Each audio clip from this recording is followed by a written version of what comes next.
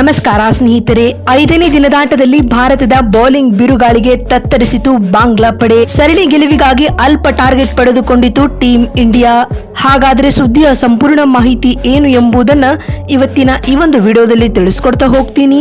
ಆದ್ದರಿಂದ ದಯವಿಟ್ಟು ಈ ವಿಡಿಯೋವನ್ನ ಕೊನೆವರೆಗೂ ನೋಡಿ. ಹೌದು ಸ್ನೇಹಿತರೆ, ಕಾನ್ಪುರದ ಗ್ರೀನ್ ಪಾರ್ಕ್ ಮೈದಾನದಲ್ಲಿ ನಡೆಯುತ್ತಿರುವ 2ನೇ ಟೆಸ್ಟ್ ಪಂದ್ಯದ ದ್ವಿತೀಯ ಇನ್ನಿಂಗ್ಸ್ ನಲ್ಲಿ ಬಾಂಗ್ಲಾದೇಶ ತಂಡ ಕೇವಲ 145 ರನ್ಗಳಿಗೆ ಆಲ್ಔಟ್ ಆಗಿದೆ. ಇದರೊಂದಿಗೆ ಮೊದಲ ಇನ್ನಿಂಗ್ಸ್ ಮುನ್ನಡೆಯೊಂದಿಗೆ ಟೀಂ ಇಂಡಿಯಾ ದ್ವಿತೀಯ ಇನ್ನಿಂಗ್ಸ್ ನಲ್ಲಿ ಕೇವಲ 95 ರನ್ಗಳ ಗುರಿ ಪಡೆದುಕೊಂಡಿದೆ. ಅಂದರೆ ದ್ವಿತೀಯ ಇನ್ನಿಂಗ್ಸ್ ನಲ್ಲಿ ಭಾರತ ತಂಡವು 95 ರನ್ ಗಳಿಸಿದರೆ ಜಯ ಸಾಧಿಸಬಹುದು.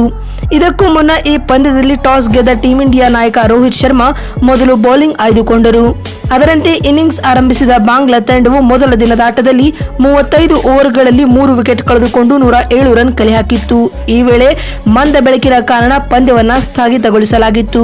ಇನ್ನು 2ನೇ ಮತ್ತು 3ನೇ ದಿನದಾಟಗಳು ಮಳೆಯ ಕಾರಣದಿಂದಾಗಿ ರದ್ದಾಗಿದ್ದವು. 4ನೇ ದಿನದಾಟದೊಂದಿಗೆ ಮುಂದುವರೆದ ಪಂದ್ಯದಲ್ಲಿ ಟೀಂ ಇಂಡಿಯಾದ ವೇಗಿಗಳು ಭರ್ಜರಿ ಬೌಲಿಂಗ್ ಪ್ರದರ್ಶನವನ್ನ ಪ್ರದರ್ಶಿಸಿದರು. ಕಾರುವಕ್ಕದ ಬೌಲಿಂಗ್ ದಾಳಿಯನ್ನ ಸಂಘಟಿಸಿದ ಟೀಂ ಇಂಡಿಯಾ 233 ರನ್ಗಳಿಗೆ ಬಾಂಗ್ಲಾದೇಶ ತಂಡವನ್ನ ಆಲ್ಔಟ್ ಮಾಡುವಲ್ಲಿ ಯಶಸ್ವಿಯಾಯಿತು. ಬಾಂಗ್ಲಾದೇಶ ತಂಡದ ಪರ ಮೆಮಿನ್ ಉಲ್ ಹಕ್ ರವರು ಅಜೇಯ 107 ರನ್ ಬಾರಿಸಿ ಮಿಂಚಿದರೆ ಟೀಂ ಇಂಡಿಯಾ ತಂಡದ ಪರ ಬೌಲಿಂಗ್ ನಲ್ಲಿ ಜಸ್ಪ್ರೀತ್ ಬುಮ್ರಾ 3 ವಿಕೆಟ್ ಕಬಳಿಸಿ ಮಿಂಚಿದರು. ಸ್ನೇಹಿತರೆ, ಇನ್ನು 233 ರನ್ಗಳ ಪ್ರಥಮ ಇನ್ನಿಂಗ್ಸ್ ಗೆ ಉತ್ತರವಾಗಿ ತನ್ನ ಮೊದಲ ಇನ್ನಿಂಗ್ಸ್ ಆಡಿದ ಟೀಂ ಇಂಡಿಯಾ ಸ್ಫೋಟಕ ಬ್ಯಾಟಿಂಗ್ ಗೆ ಒತ್ತು ನೀಡಿತು. ಪರಿಣಾಮ ರೋಹಿತ್ ಶರ್ಮಾ ಮತ್ತು ಯಶಸ್ವಿ ಜೈಸ್ವಾಲ್ ಜೊತೆಗೂಡಿ ಕೇವಲ 18 ಎಸೆತಗಳಲ್ಲಿ ಅರ್ಧಶತಕದ ರನ್ ಗಡಿ ದಾಟಿಸಿದರು. ಇನ್ನು ರೋಹಿತ್ ಶರ್ಮಾ ರವರ ನಿರ್ಗಮನದ ಬಳಿಕ ಆಗಮಿಸಿದ ಶುಭ್ಮನ್ ಗಿಲ್ 39 ರನ್ ಬಾರಿಸಿ ಬಿರುಸಿನ ಬ್ಯಾಟಿಂಗ್ ಗೆ ಒತ್ತು ನೀಡಿದರು. ಅದರಂತೆ 100 ರನ್ ಪೂರೈಸಲು ಟೀಂ ಇಂಡಿಯಾ ತೆಗೆದುಕೊಂಡಿದ್ದು ಕೇವಲ 10.1 ಓವರ್ಗಳು ಮಾತ್ರ.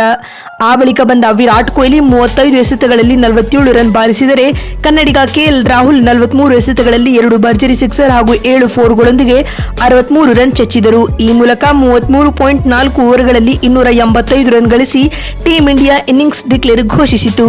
4ನೇ ದಿನದಾಟದಲ್ಲಿ ದ್ವಿತೀಯ ಇನ್ನಿಂಗ್ಸ್ ಆರಂಭಿಸಿದ ಬಾಂಗ್ಲಾ ತಂಡಕ್ಕೆ ಆರಂಭಿಕ ಆಘಾತ ನೀಡುವಲ್ಲಿ ಅಶ್ವಿನ್ ಯಶಸ್ವಿಯಾದರು. ಪರಿಣಾಮ 4ನೇ ದಿನದಾಟದ ಮುಕ್ತಾಯದ ವೇಳೆಗೆ ಬಾಂಗ್ಲಾದೇಶ ತಂಡವು ಕೇವಲ 26 ರನ್ ಗಳಿಸಿ 2 ವಿಕೆಟ್ ಕಳೆದುಕೊಂಡಿತು.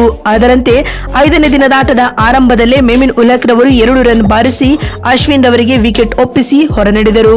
ಈ ಹಂತದಲ್ಲಿ ಜೊತೆಗೂಡಿದ ನಾಯಕ ನಜ್ಮುಲ್ ಹುಸೇನ್ ಶಾಂಟೋ ಮತ್ತು ಶದ್ಮಾಲ್ ರವರು ಅರ್ಧಶತಕದ ಜೊತೆ ಆಟವನ್ನ ನಡೆಸಿದರು. ಈ ವೇಳೆ ದಾಳಿಗಿಳಿದ ಜಡೇಜರವರ ಎಸೆತದಲ್ಲಿ ಶಾಂಟೋ ರವರು 19 ರನ್ ಬಾರಿಸಿ ಬೋಲ್ಡ್ ಆದರು. ಅತ್ತ 101 ಎಸೆತಗಳಲ್ಲಿ 50 ರನ್ ಬಾರಿಸಿ ಕ್ರೀಜ್ ಕತ್ತಿ ನಿಂತಿದ್ದ ಶಾದ್ಮಾನ್ ರವರನ್ನ ಪೆವಿಲಿಯನ್ ಹಾದಿ ತೋರಿಸುವಲ್ಲಿ ಆಕಾಶ್ ದೀಪ್ ಯಶಸ್ವಿಯಾದರು. ಇದರ ಬೆನ್ನಲ್ಲೇ ಲಿಟನ್ ದಾಸ್ 1 ರನ್ ಗಳಿಸಿ ಮತ್ತು ಶಕೀಬ್ ಅಲ್ ಹಸನ್ 2 ರನ್ ಗಳಿಸಿ ಔಟ್ ಆದರು.